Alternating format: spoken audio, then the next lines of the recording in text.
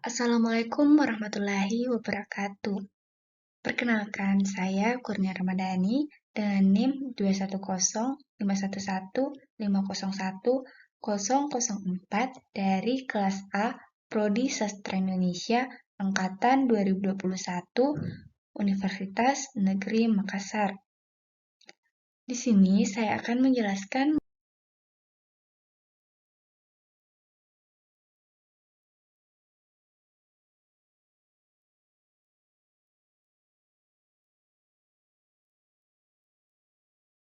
Untuk pembahasan awal, saya akan membahas mengenai apa itu teori sastra.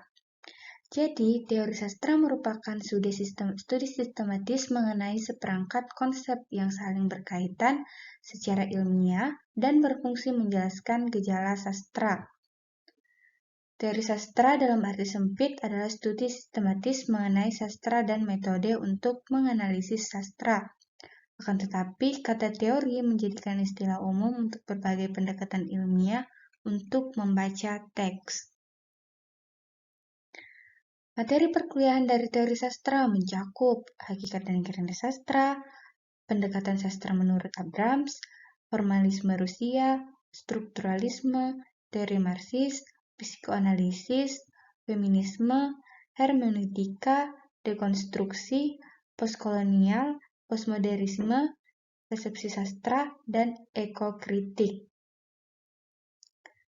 Dari materi-materi ini diharapkan agar mahasiswa dapat memahami hakikat dari sastra dengan ruang lingkupnya sebagai bekal untuk mempelajari apresiasi dan kajian sastra.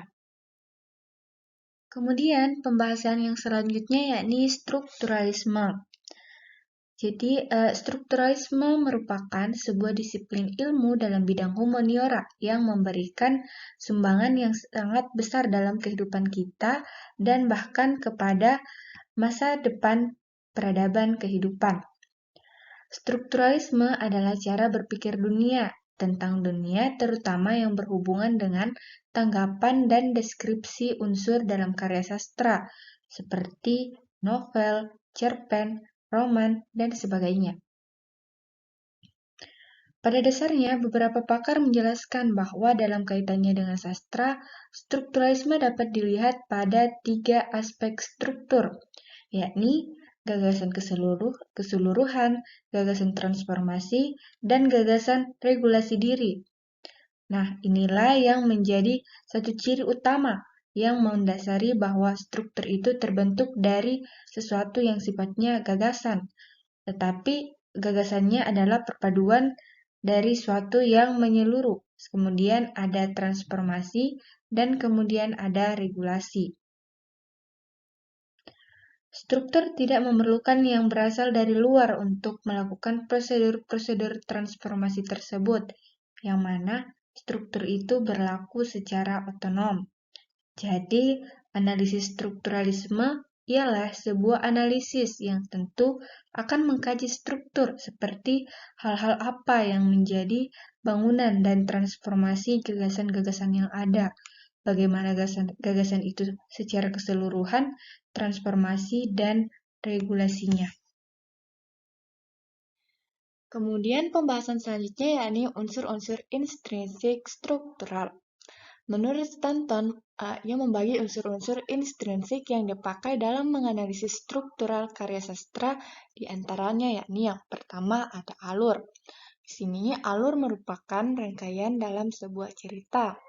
Kemudian yang kedua ada karakter atau penokohan. Di sini karakter biasanya dipakai dalam 2 konteks. Konteks pertama, karakter merajuk kepada individu-individu yang muncul dalam cerita, seperti ketika ada orang yang bertanya, berapa karakter dalam cerita itu? Kemudian, konteks yang kedua, karakter merajuk pada pencampuran dari berbagai kepentingan, keinginan, emosi, dan prinsip moral dan dari individu-individu. Kemudian yang ketiga ada latar. Di sini, latar adalah lingkungan yang melingkupi sebuah peristiwa dalam cerita, semesta yang berinteraksi dengan peristiwa-peristiwa yang sedang berlangsung. Kemudian yang keempat ada tema. Di sini tema merupakan aspek cerita yang sejajar dengan makna dalam pengalaman manusia, suatu yang menjadikan suatu pengalaman yang diangkat. Kemudian yang kelima, ada sarana-sarana sastra. Di sini, sarana-sarana sastra diartikan sebagai metode pengarang memilih dan menyusun detail cerita agar tercapai pola-pola yang bermakna. Kemudian yang keenam, ada judul. Di sini, judul itu akan selalu relevan terhadap karya yang diampunya, sehingga keduanya akan membentuk satu kesatuan. Kemudian yang ketujuh ada sudut pandang. Di sini sudut pandang adalah posisi tokoh dalam cerita. Kemudian selanjutnya ada gaya dan ton. Di sini gaya dan ton adalah cara pengarang dalam penggunaan bahasa. Kemudian yang kesembilan yang terakhir ada ironi. Di sini ironi adalah cara untuk menunjukkan bahwa sesuatu berlawanan dengan apa yang telah diduga sebelumnya. Kemudian pembahasan terakhir yakni kelemahan analisis struktural. Kelemahan terbesar dari strukturalisme ialah sifatnya yang sinkrontis. Sebuah karya sastra dianggap sebagai sebuah dunia tersendiri yang terlepas dari dunia nyata. Padahal, sebuah karya sastra adalah cermin zamannya. Artinya, karya sastra yang dihasilkan seorang pengarang pada satuan kurun waktu tertentu merupakan gambaran dari kondisi kehidupan yang terdapat dalam kurun waktu tersebut. Di dalamnya terdapat gambaran tentang situasi sosial, politik, ekonomi, dan kebudayaan dari kurun waktu atau zaman tersebut.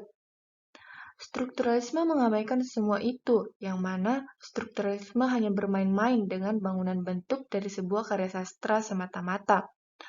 Aspek-aspek kesejarahan dari sebuah karya sastra tidak dibenarkan untuk menjadikan acuan dalam melakukan analisis. Seorang pengarang tidaklah menulis dalam sebuah ruang kosong. Ia harus dalam ruang yang dalamnya penuh dengan berbagai persoalan kehidupan. Persoalan-persoalan itulah yang mempengaruhi alam pikiran pengarang ketika membuat karangannya. Kondisi itu diabaikan oleh teori strukturalisme. Demikian video mengenai materi strukturalisme yang saya buat. Terima kasih kepada teman-teman yang telah menonton video ini. Wabillahi taufiq wal hidayah. Wassalamualaikum warahmatullahi wabarakatuh.